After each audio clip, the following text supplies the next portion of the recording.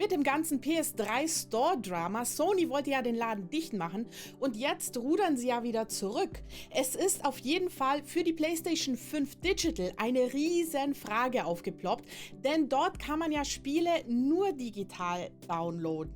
Sind diese jetzt in Gefahr? Was ist, wenn Sony in ein paar Jahren den PS5 Store schließt? Stehe ich dann ohne Spiele da? Was ist hier eigentlich los? Sony macht den PS3 Store zu und jetzt rudern sie wieder zurück und machen doch nicht dicht? Worauf kann ich mich denn als Kunde jetzt eigentlich noch verlassen? Und wie sicher sind meine digital gekauften Spiele denn überhaupt noch?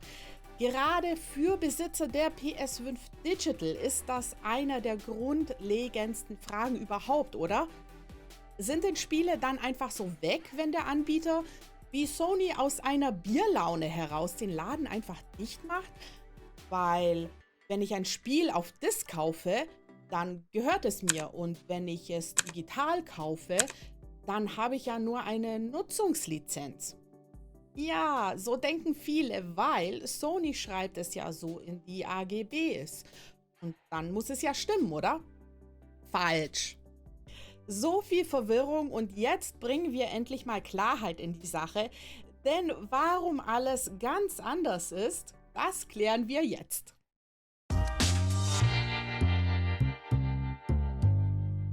Oft liest man in Softwareverträgen ja Folgendes: Diese Software wird lizenziert, nicht verkauft, denn dieser Vertrag gibt Ihnen nur einige Rechte zur Verwendung der Features, die in der von Ihnen lizenzierten Software Edition enthalten sind. Oder sinngemäß heißt das so viel wie: Das alleinige Eigentum an der Software verbleibt beim Softwarehersteller. Sie dürfen die Software lediglich entsprechend der nachfolgenden Lizenzbestimmungen nutzen. Und wenn es im Vertrag oder in den AGBs so steht, dann muss das ja stimmen, oder?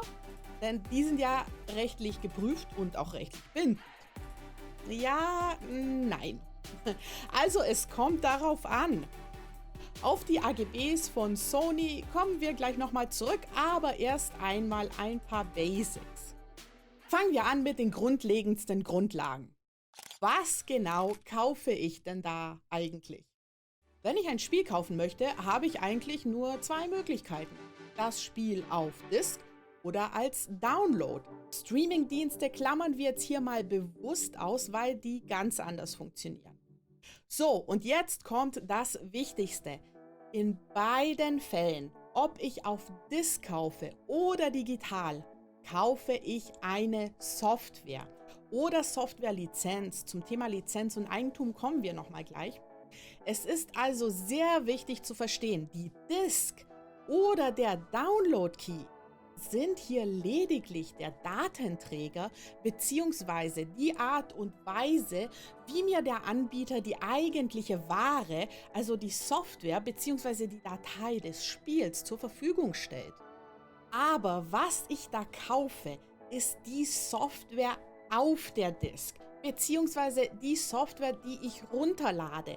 Und das ist ganz wichtig zu verstehen. So, jetzt wird es etwas juristisch, aber sehr interessant, denn schauen wir uns mal an, was Sony in ihren AGBs dazu schreibt.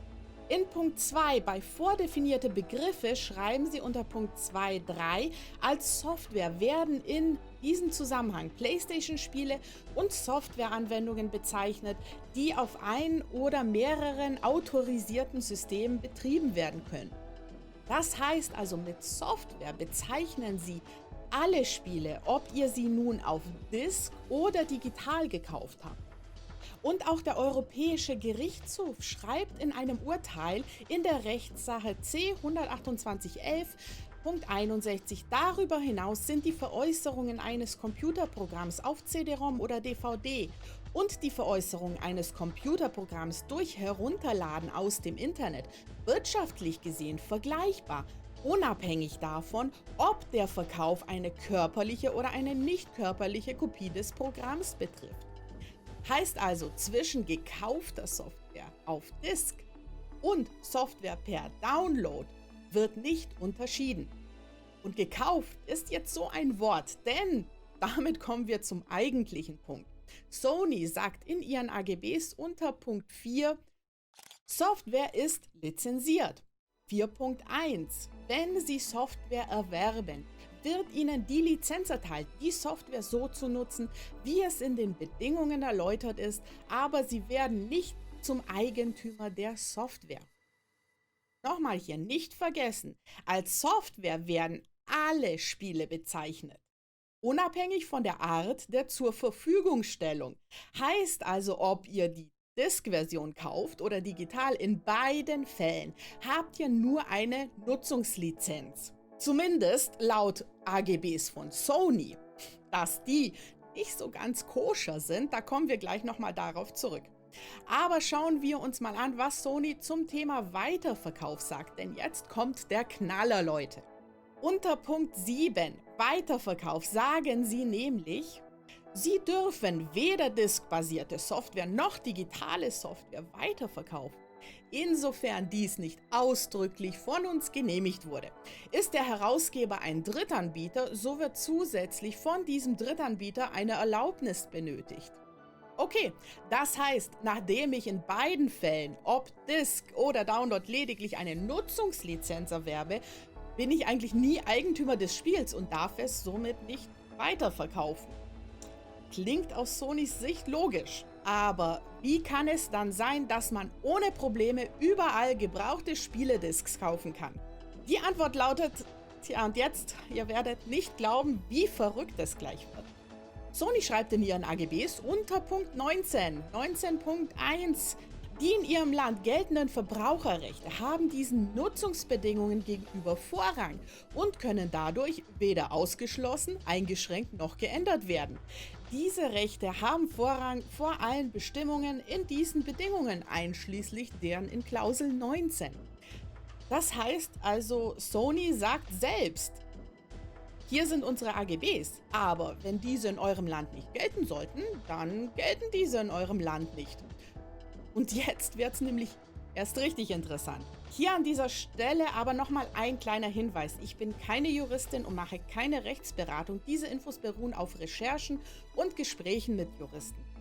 Nun, es gibt zum einen das Urheberrecht, das die Vervielfältigung zum Beispiel untersagt. Heißt, ihr dürft von einem Spiel, aber genauso von einem Buch oder von einem Lied keine Kopien erstellen und diese dann weiterverkaufen oder ein Spiel zum Beispiel umprogrammieren, vervielfältigen und unter eurem Namen verkaufen. Das wäre ein Verstoß gegen das Urheberrecht. Das Urheberrecht untersagt aber nicht, die eigene Ware, also das gekaufte Buch, die CD oder die Software weiter zu verkaufen. Dieser Unterschied ist wirklich ganz wichtig zu verstehen. Und genau da wird es jetzt interessant. Und zwar beim Thema Wiederverkauf des Spiels. Also ohne es zu vervielfältigen. Quasi, wenn ihr das Spiel also einfach nur weiterverkauft. Denn Leute, hier wird es richtig irre.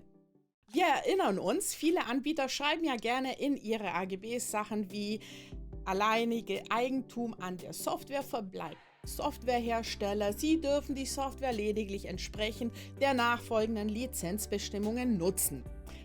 Was diese Anbieter versuchen, ist quasi eine Art Kunstgriff, indem sie darauf verweisen, sie würden nur Nutzungsrechte an einer Software einräumen, ähnlich wie dies der Fall bei einer Lizenz für die Nutzung gewerblicher Schutzrechte wie zum Beispiel Patente, Marken oder Gebrauchsmuster ist. Was sie hier aber glatt unterschlagen, ist die Überlassung der Ware Software. Und damit werden sie juristisch gesehen diesem Vorgang nicht ganz gerecht. Der Hintergrund dahinter ist, dass die Softwarehersteller es nicht gerne sehen, wenn Software weiterverkauft wird, denn sie möchten möglichst, dass der Käufer bei ihnen kauft und mit dem Gebrauchtwarenmarkt machen sie leider eben keinen Umsatz. Mit einem Verkauf der Software, einem Softwarevertrag, würden die Unternehmen auch das Eigentum an der Software dem Käufer übergeben und der Eigentümer einer Sache hat eben weitgehende Rechte hinsichtlich des Umgangs mit seinem Gut. Das steht in § 903 Satz 1 BGB. Der Eigentümer einer Sache kann, soweit nicht das Gesetz oder Rechte Dritter entgegenstehen, mit der Sache nach Belieben verfahren und andere von jeder Einwirkung ausschließen Unter anderem auch die Software entsprechend § 69c Nummer 3 Satz 2 Urheberrechtsgesetz nach Eintritt der urheberrechtlichen Erschöpfungswirkung weiterverbreiten, sprich weiter zu verkaufen oder verschenken. Und genau damit haben die Anbieter eben ein Problem. Und deswegen sagen sie, wenn ihr unsere Software kauft, egal ob auf Disk oder Download, erwerbt ihr nur eine Nutzungslizenz. Aber wir erinnern uns, Sony selbst sagt ja in ihren AGBs, sollte dies in eurem Land nicht gelten, dann gilt es in eurem Land eben nicht. Aber was genau gilt denn jetzt in Deutschland? Grundsätzlich verhält sich die Sache so. Wird eine Sache auf Dauer gegen Entgelt überlassen, also nicht zeitlich befristet, bedeutet dies juristisch gesehen ein Kauf. Also nach § 433 BGB vertragstypische Pflichten beim Kaufvertrag. In Satz 1 durch den Kaufvertrag wird der Verkäufer einer Sache verpflichtet, dem Käufer die Sache zu übergeben und das Eigentum an der Sache zu verschaffen. Zweitens, der Käufer ist verpflichtet, dem Verkäufer den vereinbarten Kaufpreis zu zahlen und die gekaufte Sache abzunehmen. Heißt also, ihr zahlt Geld für ein Spiel und das wird euch auf Dauer überlassen, was bei Sony ja zum Beispiel der Fall ist, denn sie schränken das Nutzungsrecht in ihren AGBs zeitlich nirgends ein. In diesem Fall ist das Kaufrecht nach § 433 FF BGB anwendbar und auch das unabhängig davon, ob ihr das Spiel auf einem Datenträger, also auf Disk oder als Download zur Verfügung gestellt bekommen habt. Und diese Zuordnung ist auch unabhängig davon, wie die Parteien den Vertrag bezeichnen. Ob sie es Lizenz- oder Nutzungsbedingungen oder Vereinbarung nennen, ist juristisch gesehen egal, es gilt der Kaufvertrag. Und § 433 BGB sagt eindeutig, dass beim Kaufvertrag der Eigentümer verpflichtet ist, dem Käufer das Eigentum zu übertragen. Dies gilt selbst dann, wenn die Anbieter in ihren AGBs schreiben, die Software wird nicht gekauft, es werde Eigentum an der Software nicht übertragen bzw. das Eigentum bleibt beim Überlasser der Software. Dies ist für die Einordnung der anwendbaren gesetzlichen Rechtsnormen schlichtweg unbeachtet. Gut, jetzt könnte man ganz spitzfindig sagen, Software ist ja keine Sache. Und ja, Software ist keine Sache im klassischen Sinn, wie zum Beispiel ein Buch oder eine CD. Andererseits ist die Diskussion um die Sachqualität von Software inzwischen schon so alt wie die Existenz von Software an sich. Der Bundesgerichtshof spricht sich hier mittlerweile auch in ständiger Rechtsprechung für die Sachqualität von Software aus. Gut, heißt also in der Theorie, entgegen dem, was die Anbieter in ihren AGBs zu Nutzungsrecht von Software sagen, erwerbt ihr, egal ob Disk oder Download, kein Nutzungsrecht, sondern juristisch gesehen das Eigentum an der Software, womit ihr diese also auch weiter verkaufen dürft. Wie erwähnt, die eigene Datei bzw. Disk weiterverkaufen, nicht vervielfältigen, also kopieren und dann weiterverkaufen, denn das würde gegen das Urheberrecht verstoßen. Was sagen die Gerichtsurteile zum Thema Weiterverkauf von Software? Der Gerichtshof der Europäischen Union im Urteil in der Rechtssache C-128-11 Usesoft GmbH gegen Oracle International Corporation. Der amerikanische Softwaregigant Oracle und Usesoft führten einen Rechtsstreit über die Frage, ob Usesoft mit gebrauchten Oracle-Lizenzen handeln darf. Usesoft.com ist übrigens ein Online-Shop, bei dem ihr gebrauchte Software aller Art kaufen könnt.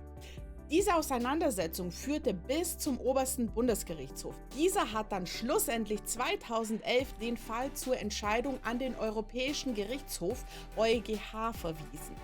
Dieser hat dann in letzter Instanz den Handel mit gebrauchten Computerprogrammen für grundsätzlich rechtmäßig erklärt. Auch dann, wenn es sich um online übertragene Software handelt, also um einen Download. Es müsse allerdings sichergestellt werden, dass der Vorbesitzer einer Software diese vor dem Vorverkauf gelöscht habe. Heißt im Fall Games, ihr dürft das Spiel weiterverkaufen, aber nicht euch eine Kopie davon erstellen und dann weiterverkaufen. Das Urteil des BGH könnt ihr auch öffentlich einsehen.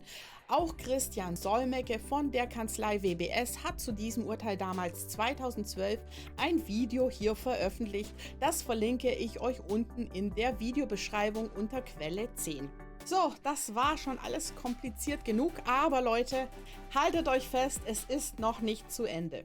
Der PS3 Store hatte damals noch andere AGBs.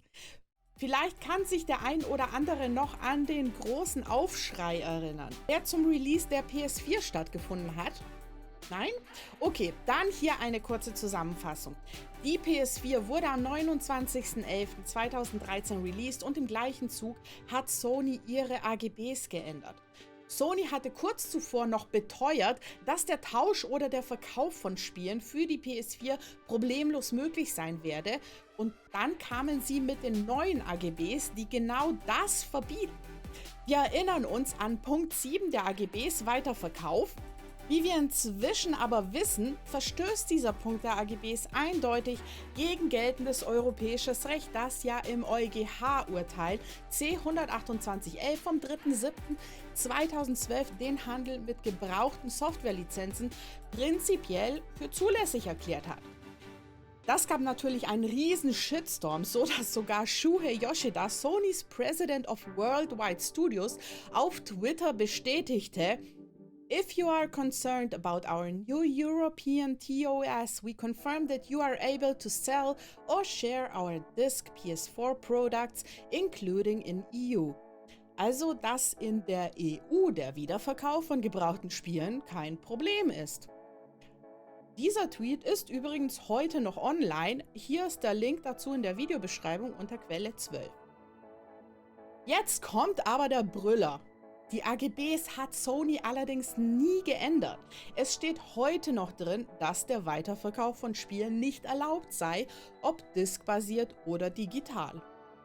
Warum sagt Shuhei Yoshida dann trotzdem, dass der Wiederverkauf in EU möglich ist?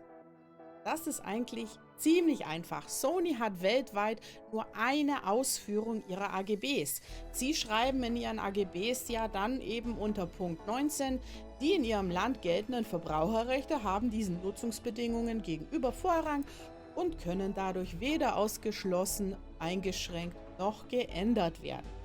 Diese Rechte haben Vorrang vor allen Bestimmungen in diesen Bedingungen, einschließlich derer in Klausel 19. Heißt also, deutsches bzw. europäisches Recht steht über den AGBs von Sony. Und somit ist Punkt 7 von Sonys AGBs in der EU schlichtweg ungültig. Ja, und was heißt das jetzt für mich? Ja, eigentlich ganz einfach. Wie wir jetzt wissen, entgegen dem, was die Anbieter in ihren AGBs zu Nutzungsrecht von Software sagen, erwerbt ihr kein Nutzungsrecht, sondern juristisch gesehen das Eigentum an der Software, womit ihr diese also noch weiterverkaufen könnt. Also Spiele, die ihr kauft, ob auf einem Datenträger, also Disk oder per Download, gehören euch und ihr dürft diese ganz legal weiterverkaufen. Tja, in der Theorie. Denn Sony, aber auch Microsoft, Steam oder auch der Epic Games Store haben es zumindest bei den Downloads geschafft, den Weiterverkauf trotzdem zu unterbinden. Sie haben Games, die sie euch per Download zur Verfügung stellen, accountgebunden gemacht. Das heißt, ihr habt rein technisch einfach keine Möglichkeit, diese Software, also diese Games weiterzugeben. Und das ist leider eine Möglichkeit, die der BGH explizit zugelassen hat. Darf aber ein Anbieter mir das Spiel wegnehmen? Nein, aber der PS3 Store und der Wii Shop. Okay, das ist jetzt erstmal ein Grund, auch hier genauer hinzuschauen. Nun, Sony hatte ja angekündigt, den PS3 und PSP Store im August 2021 zu schließen und damit wäre der Download von bereits gekauften PS3 oder PSP-Spielen ab diesem Zeitpunkt nicht mehr möglich gewesen. Dass die Aussage, man habe an den Spielen nur eine Lizenz und dürfte die nur so lange spielen, wie ein Anbieter den Store offen hat, ist ja, wie wir inzwischen wissen, falsch. Die Spiele, die ihr in den Stores, ob PSN oder damals im Wii Shop gekauft habt, gehören euch und können euch nicht weggenommen werden. wenn ihr euch diese runtergeladen habt. Und jetzt kommt der Einwand, aber das Spiel gehört doch mir, dann darf ich es doch auch runterladen dürfen, wann ich will. Nicht ganz, denn was viele leider nicht wissen oder was viele missverstehen ist, dass Sony bzw. die Anbieter nicht verpflichtet sind, die Software für euch dauerhaft zu speichern oder aufzubewahren. Wichtig ist hier zu wissen, was das deutsche Recht beim Thema Kaufvertrag sagt. Deswegen nochmal hier Paragraph 433 BGB, vertragstypische Pflichten beim Kaufvertrag. Durch den Kaufvertrag wird der Verkäufer einer Sache verpflichtet, dem Käufer die Sache zu übergeben und das Eigentum an der Sache zu verschaffen. Heißt, Sony verpflichtet sich, euch die Sache zu übergeben. Das können sie auf zwei verschiedenen Wegen. Über einen Datenträger, also eine Disk, oder über einen Download-Link, den sie euch zur Verfügung stellen. Sobald euch Sony den Download-Link zugeschickt hat, haben sie ihren Part des Kaufvertrags erfüllt. So, und jetzt kommt das Allerwichtigste. Paragraph 433 BGB sagt im Absatz 2 nämlich, der Käufer ist verpflichtet, dem Verkäufer den vereinbarten Kaufpreis zu zahlen und die gekaufte Sache abzunehmen. Heißt, ihr verpflichtet euch beim Kauf die Ware abzunehmen. Beim Diskkauf heißt das, dass ihr euch verpflichtet, diese dem Verkäufer oder dem Markt physisch abzunehmen, also quasi mit nach Hause zu nehmen. Beim Download verpflichtet ihr euch, den Download zu tätigen. Damit ist der Kauf abgeschlossen und erledigt. Es entstehen keine weiteren Pflichten für Verkäufer oder Käufer.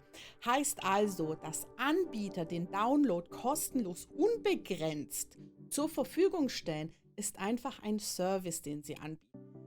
Und dieser kostenlose Service fällt bei einer Shop-Schließung dann eben weg. Das Ganze könnt ihr euch vielleicht auch so vorstellen, ihr kauft bei eurer Autowerkstatt neue Sommerreifen und lagert diese dort ein. Die meisten Werkstätten verlangen Lagerkosten. Einige werden das als kostenlosen Service anbieten. Sollte diese Werkstatt aber irgendwann mal schließen, werden die euch anrufen und sagen, bitte holt eure Reifen ab und lagert die doch ab sofort selbst, wir schließen. Und genau das gleiche wäre jetzt mit dem PS3 Store passiert. Sony ruft bzw. schreibt euch an und sagt, bitte holt die Spiele, die wir für euch kostenlos eingelagert haben, ab und lagert diese ab jetzt selbst, wir schließen. Der Gedanke, dass Software keine Autoreifen sind, ist zwar verständlich, aber wie wir inzwischen wissen, spricht sich der Bundesgerichtshof mittlerweile in ständiger Rechtsprechung für die Sachqualität von Software aus. Klar, ist es verständlich, dass alle Spiele selbst zu speichern viel Speicherplatz bedeutet und eventuell muss man sich eine Festplatte kaufen und so weiter. Aber rein rechtlich gesagt ist das nicht das Problem des Verkäufers. Genauso wenig wie der Supermarkt was dafür kann, dass die 100 Kartons Milch, die ihr gekauft habt, nicht in euren Kühlschrank passen. Wichtig zu wissen ist jetzt noch Folgendes. Wo das alles sich ganz anders verhält, ist bei Streamingdiensten wie Game Pass, PS Now oder auch Videoportale wie Netflix und Co. Streamingdienste mit Abo-Modell unterscheiden sich grundsätzlich in Folgendem. Hier zahlt ihr nämlich nicht für die Inhalte, also nicht für die Spiele oder für die Serien selbst, sondern für die Nutzung des Dienstes. Unabhängig von seinen Inhalten heißt, ihr zahlt einen monatlichen Betrag dafür, dass ihr den Dienst, sagen wir mal, rein dürft. Was ihr drinnen dann für Inhalte vorfindet, ist davon unabhängig. Das heißt, Inhalte können sich ändern, es werden Spiele oder Serien wieder entfernt und neue kommen dazu. Das ist also nicht zu verwechseln mit einem Spielekauf im PlayStation Store oder im Microsoft Store oder auch bei Steam und weitere Problematik, dass Spiele immer mal wieder aus den Stores verschwinden, weil Hersteller zum Beispiel pleite gehen, der Serverbetrieb bei Online-Games sich nicht mehr lohnt oder Musik- und Markenrechte ablaufen, ist auch wieder ein ganz anderes Thema, vielleicht für ein eigenes Video dazu. Ich hoffe, ich konnte euch etwas Klarheit in diese Verwirrung bringen. Falls euch das Video gefallen hat, lasst gerne ein Like und ein Abo da und vergesst nicht, die Glocke zu aktivieren und schaut auch das Video hier an, ist auch sehr interessant. Dann bis zum nächsten Mal, ich wünsche euch was.